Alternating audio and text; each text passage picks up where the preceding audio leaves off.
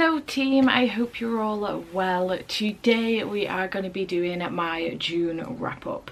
In June I was focusing on queer books only, and I did only read queer books, and I'm really proud of myself, to be honest, but it's ended up being one of my worst months. Now, I will say that it's also been one of my busiest months of the year. My partner has moved in June, and we obviously spent quite a bit of the end of the month kind of bringing things all together, packing up his flat, moving him here and stuff like that. We're still in the kind of moving process, if you like. So there's been a lot going on. There's been a lot on my plate. The flat that he used to live in is actually owned by my parents as well. So we still are tied in with that a little bit. So it's been a lot. There's been a lot going on.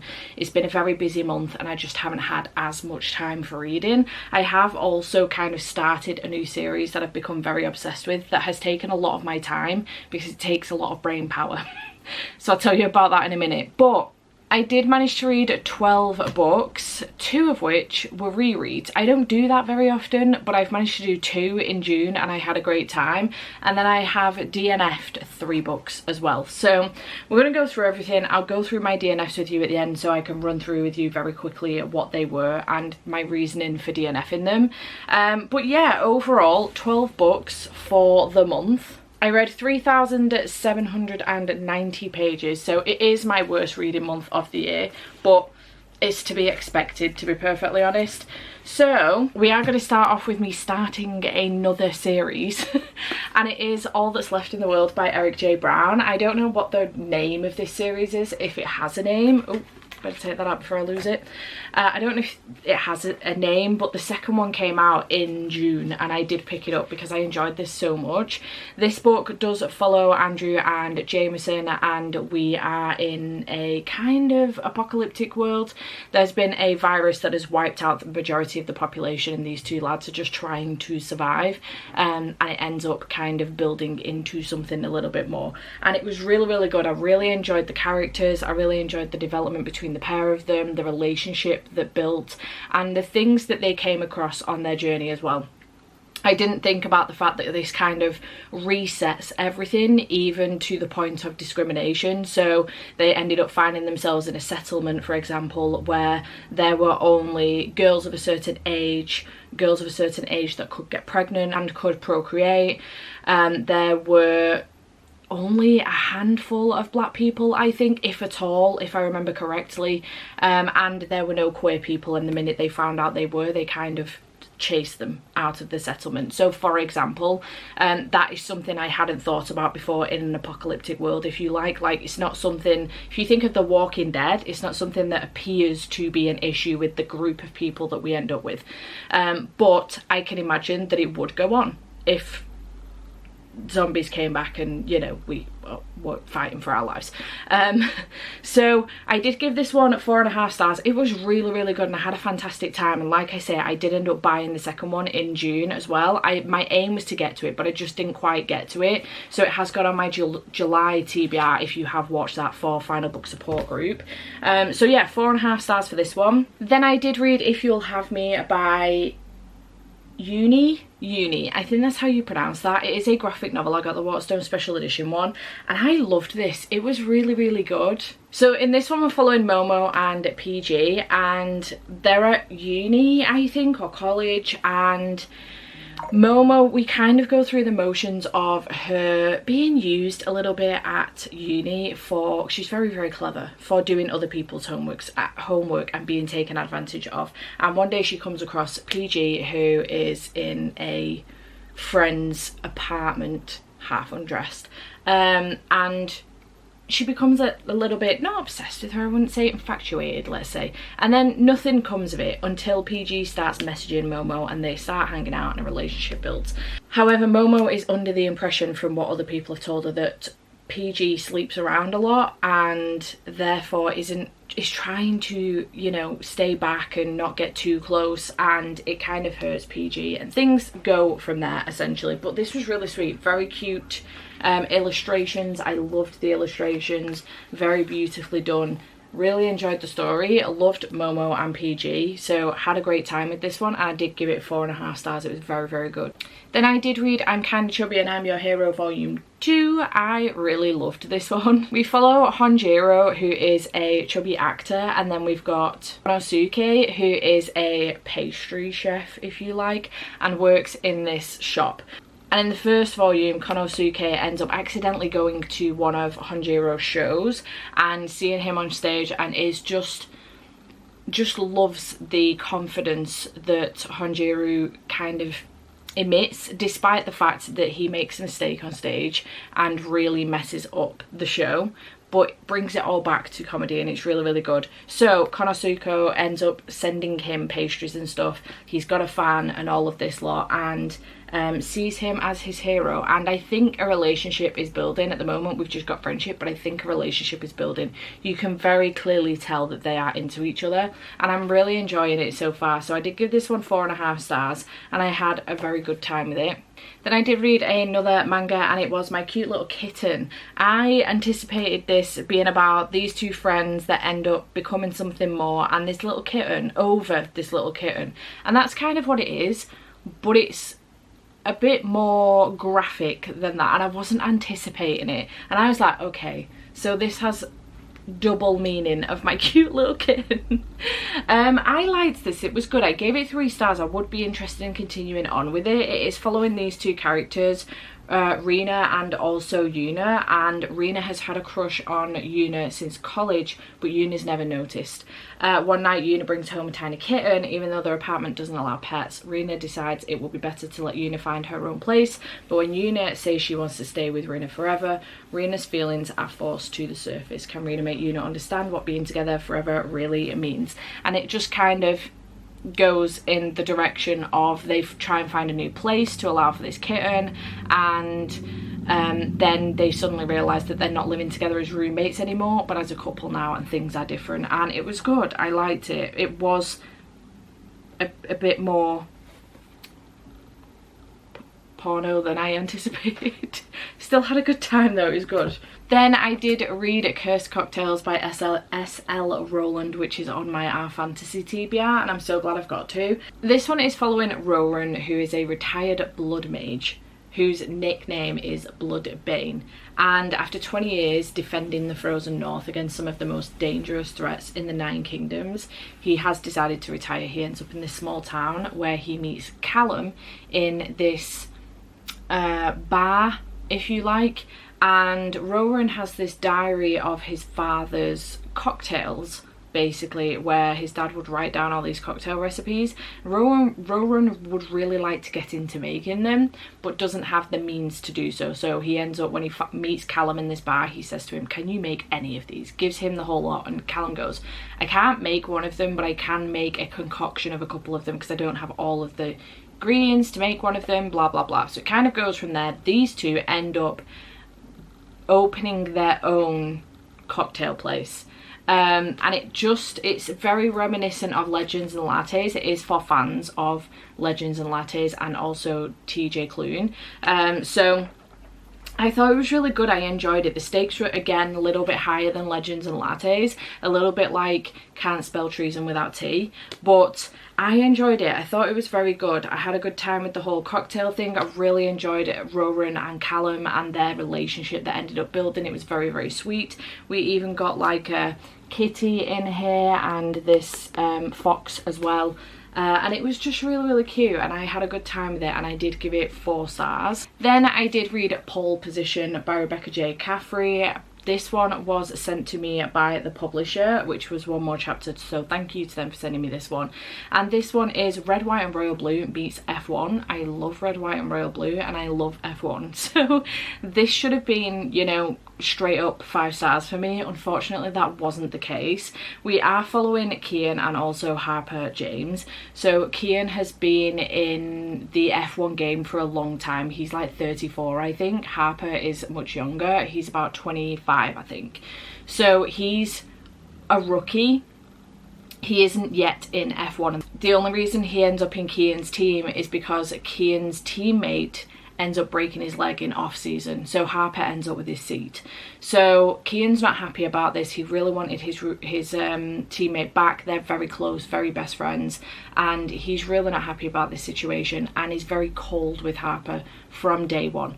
It just kind of escalates from there to a point where they end up being very, it's just not working. It's very toxic in the team, and they're not communicating, which bothered me the most. Eventually we have a situation where, a little bit like the hating game, actually this gave me very much hating game vibes. We have a situation where Harper ends up sick one night and Kian ends up looking after him, and from that point on they get on a little bit better. Things kind of change between the two of them, the dynamic changes a little bit, and they end up starting a bit of a relationship. However, the communication is still shit between the pair of them, and it really got on my last nerve. And Harper in general got on my nerve as well. I just thought he was very immature and childish, and it really bothered me.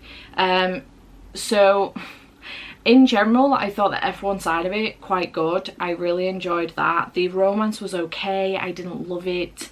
I really did want to love this so much, but I did end up giving it 3 stars. It wasn't a win for me, unfortunately, which is a shame, but regardless, I do know other people that have really enjoyed this one, so I would still recommend it to people for sure.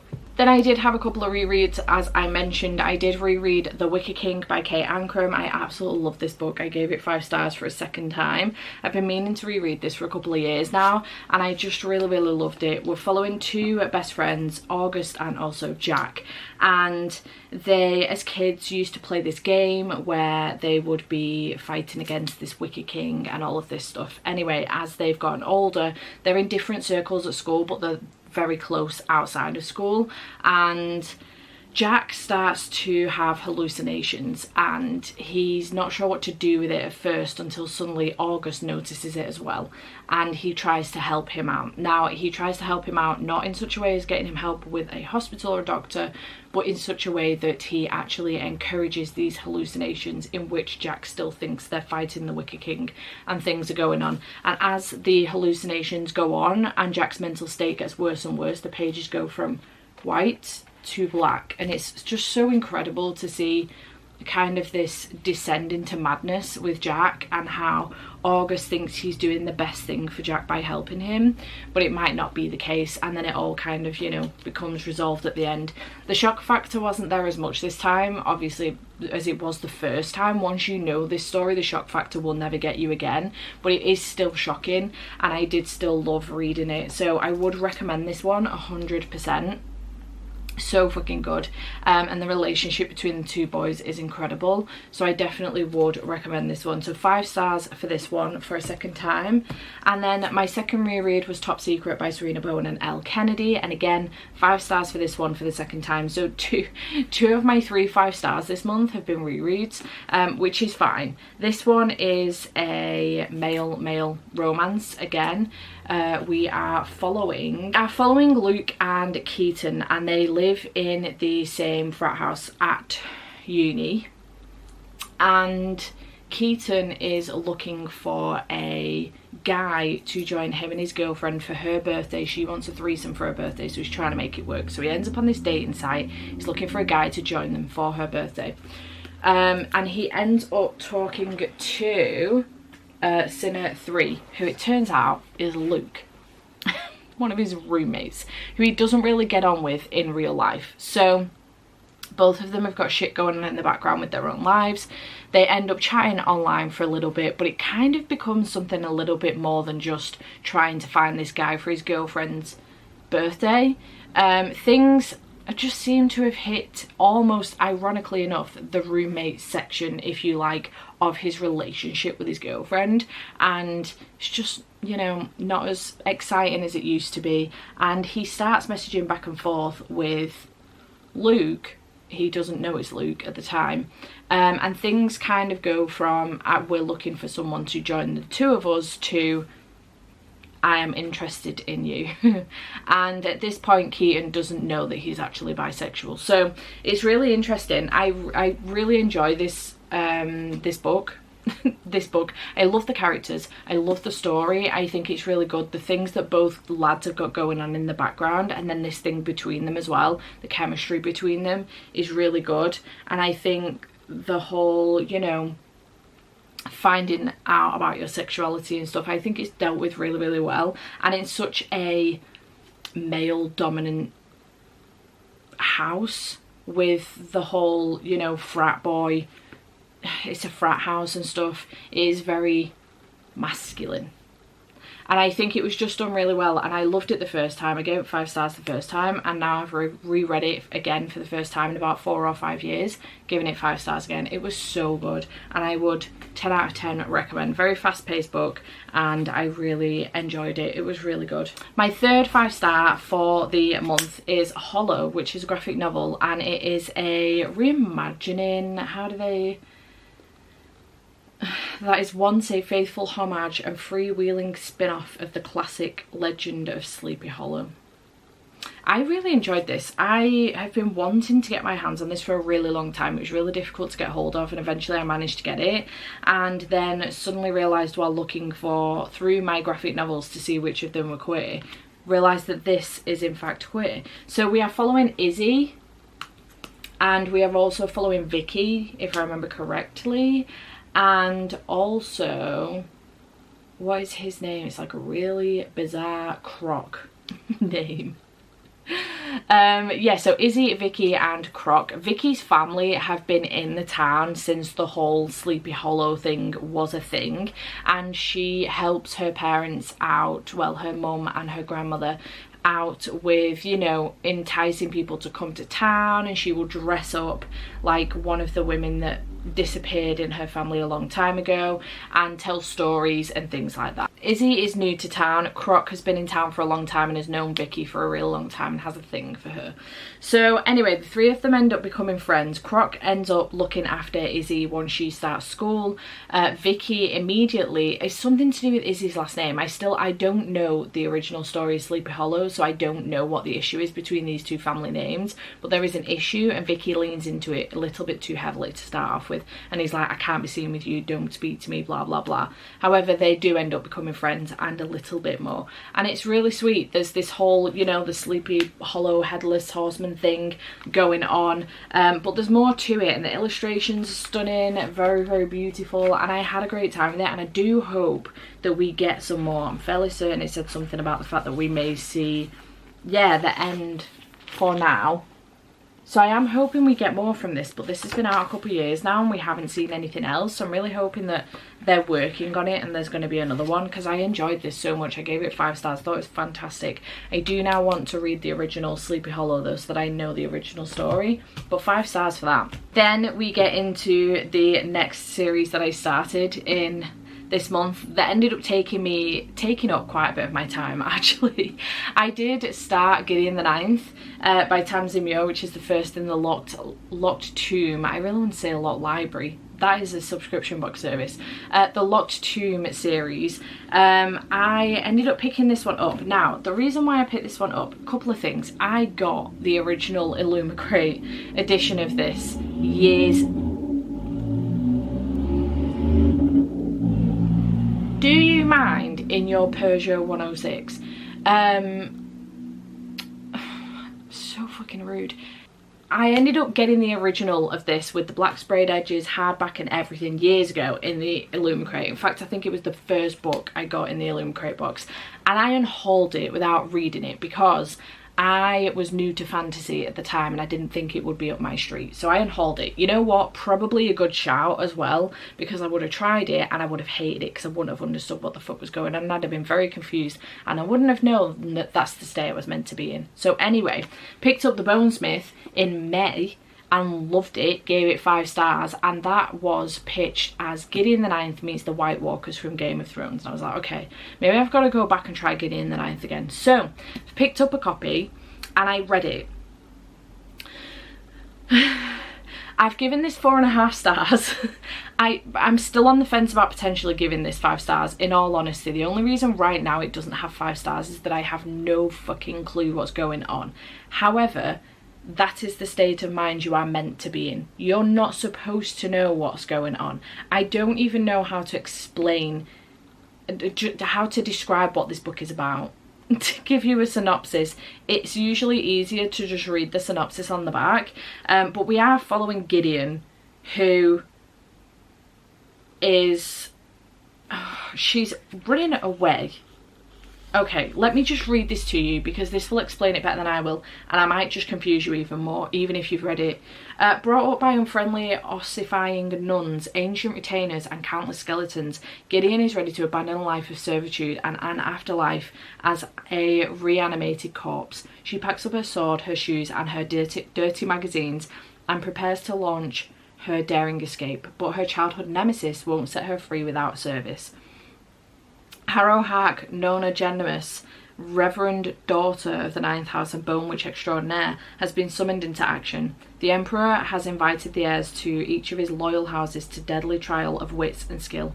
If Harrow succeeds, she will become an immortal, all-powerful servant of resurrection, but no necromancer can ascend without their cavalier. Without Gideon's sword, Harrow will fail and the Ninth House will die. Of course, some things are better left dead. So, Harrow has to go to this whole thingamabob. This whole trial. Harrow has to go and she needs a cavalier. Now the cavalier that she had has fucked off and left her right at the last minute, so she drags Gideon in with her. Gideon's not happy about it, but Harrow's like, listen, one of two things will happen here. Either we die in the trials, so be it, or we win and I will give you your freedom. I will never bother you again. Gideon's like, right, okay, fine, bet. So they go for these trials. And it's all very fucking confusing. There are obviously the 9 houses. Gideon is of the 9th house with Harrow. And there is a necromancer and a cavalier for each of the houses. And we get to know them all. So we have a lot of characters. In that moment, there are 18 people that we are getting to know. With Gideon and Harrow being our main characters. Well, Gideon for the moment, we're following from Gideon's POV. There is the teacher, who is the person who's dealing with the whole thing, and I think there are a handful of other people as well. But there is some strange goings on at this place within the trials as well. And then people start turning up dead, and there is a mystery that we have to solve. Now, here's where the confusion comes in, because Gideon has no clue what is going on. Very talented with sarcasm and attitude and being rude in general, fucking hilarious as a person. Not a lot going on upstairs in the brains department. She will miss pretty much everything because she's way too distracted with just being hilarious, in all honesty, making a joke out of anything. Sounds very much like myself, I'm not gonna lie. So on that basis, we have quite the unreliable narrator because she doesn't know what's going on and we're getting the story from her POV. On that basis, we also don't know what the fuck is going on. And I'm not gonna lie, normally that's the sort of thing that would make me put a book down. I would not, if I didn't know what was going on and I was very confused for this amount of time in a fantasy where there's necromancers and there's bones and there's dead people and there's all sorts going on, and there's a mystery and we're trying to solve who did what, and there's trials as well. There is all of this shit going on. No, I don't know what the fuck is going on. I would normally DNF. I'd be very confused in DNF. However, the vibes got me through this book because the banter back and forth between Gideon and Harrow, immaculate. I was obsessed with this. It was so good, and I don't think I've ever been so confused and had the time of my life in one moment as much as I have with this book. I loved it. It was so good. So I then moved on immediately to Harrow. I actually tabbed the shit out of this one, and what makes me really happy is the fact that I made my tabs match the colour of the book, and I love it. Gutted I didn't tab Gideon, to be honest, but these, I feel like this is the sort of series I would go back and reread and probably pick up more stuff on, which is a good thing. So went into Harrow thinking, okay, here's what's up. Harrow appears to have a little bit more about her going on upstairs, so I reckon this is going to make a little bit more sense. Excuse the fuck out of me for being so goddamn wrong. No. I think I was more confused. The vibes weren't as immaculate with this one. Oh, I gave this one 4.5, by the way, but I am considering moving that up to a 5 because I had such a good time and I haven't been able to stop thinking about it since. This one got a 4. The vibes weren't as immaculate because of reasons, just because they became more immaculate as the story went on from about this point on. But I was even more confused with this one. We had the element of second person thrown into this one. So some of the chapters were in second person. Fucking hate second person POV. Cannot stand it. I read to escape my real life. So I don't want to be in the book. I don't all of a sudden want to escape my real life to be in somebody's book and be, you know, part of a romance that isn't my story, or tortured, or fighting for my fucking life. Do you know what I mean? Like, that is not what I want. I don't want to be in the story. Don't put me in the story. That's not what I'm here for. Usually second person POV, again, straight up DNF, normally. Some of the other chapters were in third person POV. Absolutely fine. No problem with third person POV. So we go on, and then at some point I am yeeted out of the book and we are suddenly in first person POV. And it takes me a minute to realise who I am again, because it took me a really long time to realise who I was in second person POV. And I'm more confused in this book, honestly. Yet again though, the vibes did get me through and I loved it. I think what happened was I was just so intrigued and so invested at this point. It was imperative that I found out who the second person POV was, which I did, and I suddenly realised who this person was. I also guessed what else was going on near the front of this book, but it was only revealed towards the end. I did guess that and I'm really proud of myself. But also I wanted to find out why this was happening. There is only so much I can say without spoiling why what was going on. It was imperative. I desperately wanted to pick up Gideon the Ninth, but it was move-in week and I didn't have time. And I need to be able to dedicate the time to these books, because the other thing as well that slowed me down with these was that I was following along with the book. So I had the audiobook on, but I had to follow along with the book because there was just so much going on that if I'd have got up to do even the slightest thing, I would have immediately been distracted and missed something that would have made me even more confused than I already was, which I didn't think would be possible, but it is. So yeah, I love this series so far. Love it. So glad I unhauled Gideon the Ninth years and years ago and didn't try and give it a go at that point, because I would have ruined this whole series for myself back then, because I just wouldn't have got it. I wouldn't have had the patience to try and get through it, and I'm really glad that I have this time around. So 4.5, potentially 5-star. I'm going to sit on it a little bit longer. It's really difficult because I kind of want to say that this is one of my favourite books of the year. In fact, do you know where it probably would lie is one of my most surprising books of the year. This, along with Bonesmith, to be honest, which again is one of my favourite books of the year, I think. This definitely took me on a wild ride. I don't know, I think it might go up to a 5-star. This one is a 4-star though. I did still really enjoy it and I had a great time with it. I was more confused and the vibes weren't as immaculate, but I did still really enjoy it. Clearly I tapped the shit out of it. And then the last book that I did read in June was Clementine Volume 2, well, Book 2. Gave this one 4 stars. This is a series that is set in the world of The Walking Dead. So we've got zombies and stuff in here, and we are following Clem, who has lost a leg. And in this one, well, in the first one, she is trying to find, it's been a long time since I've read that one, she's trying to find a certain place. She's on her own. She is trying to find a certain place, and she ends up coming across this group of people, and she ends up hunkering down with them for the time being, and then it all kind of goes a little bit tits up. I think they end up finding this plane and flying out of there, but they end up losing a couple of people in the meantime. I can't fully remember what happened in the first one. In this one though, they end up again finding a little bit of a settlement. Some of them end up badly damaged on the way there. They end up finding this settlement, settling in.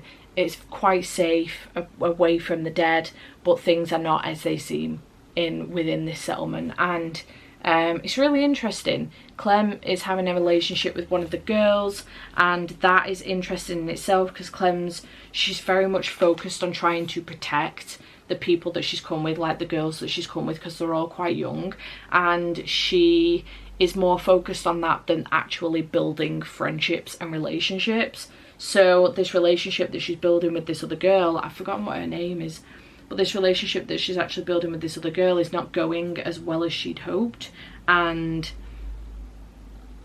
she is struggling with it a little bit, and so is the other girl, and there's like, you know, obvious signs of depression, there's other things going on.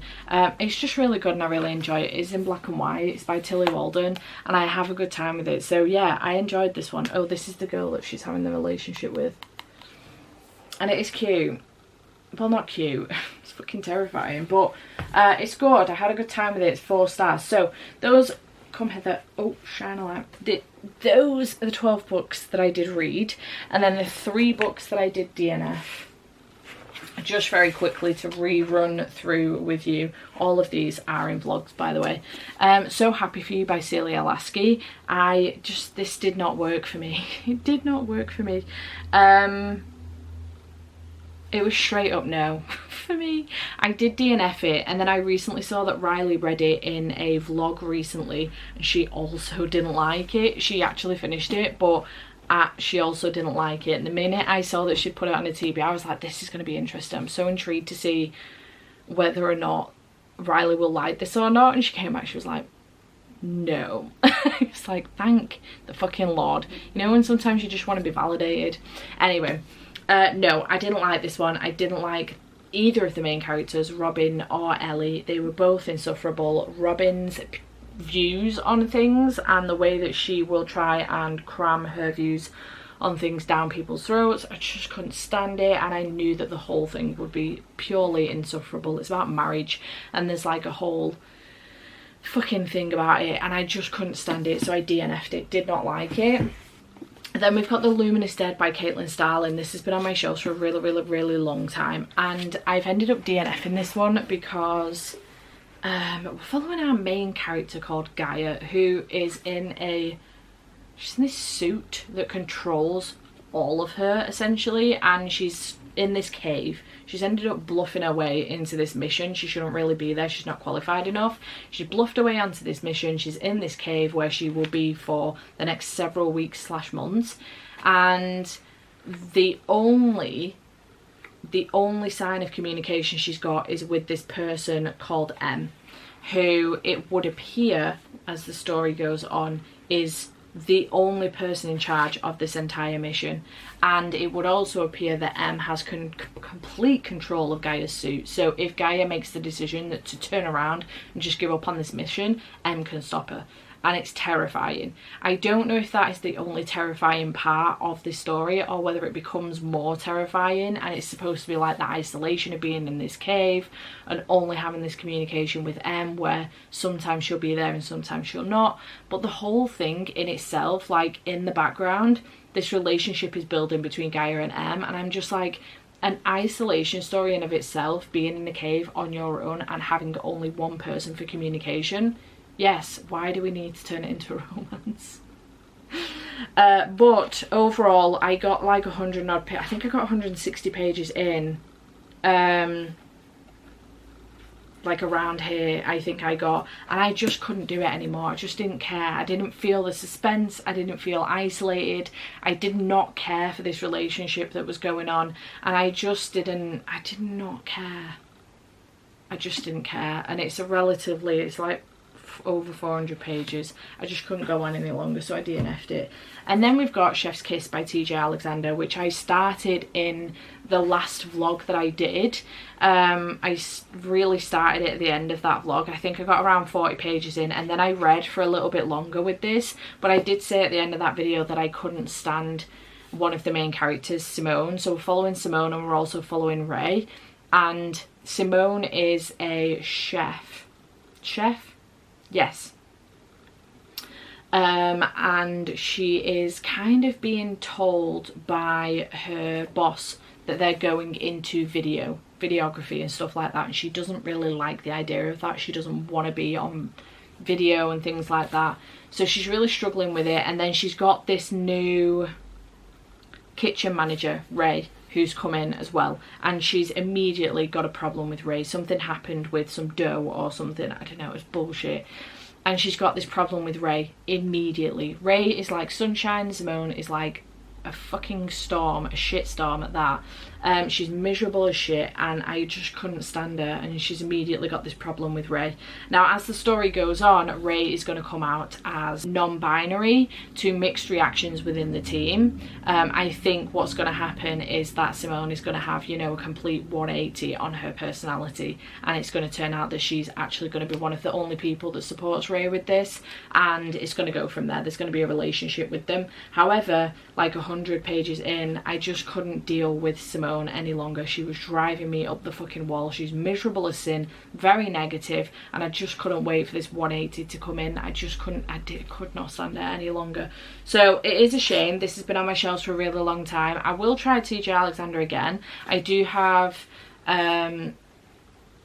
what is it called, Second Chance in Newport Stephen on my TBR. That one sounds more up my street, I'm not gonna lie. So I do have that one on my TBR, but this one just didn't work for me, unfortunately. It is what it is. So these are the 3 books that I did DNF in June. So in total, I mean, I got to like 15 books, if you like. These will obviously immediately go into my unhaul pile, which is fine. But yeah, I think I did all right. I did manage to stick to my parameters of queer books only in June, which is good, and I will obviously be continuing on with a couple of those series. So the second book in the All That's Left in the World series by Eric J. Brown, that is on my July TBR, and if I get to Gideon the Ninth in July, fantastic. I haven't put it on my TBR just because it's already friggin' ridiculous. If you haven't seen that yet, I'll leave a link to it, one of these up here somewhere. But yeah, I think I did okay. Got through Gideon and Harrow back to back, which I never do, and I definitely would have got to Nona as well if it wasn't for the fact that I was then moving. Well, I wasn't moving that week, Andy was moving in that week, so I just wouldn't have had time to get to it. But yeah, I think I did okay. I'm happy with what I read. Chat to me in the comments down below. What was your favourite book of June? What did you read? Did you have a good month? I hope you have enjoyed this video, and I shall see you in whatever comes next. Bye for now.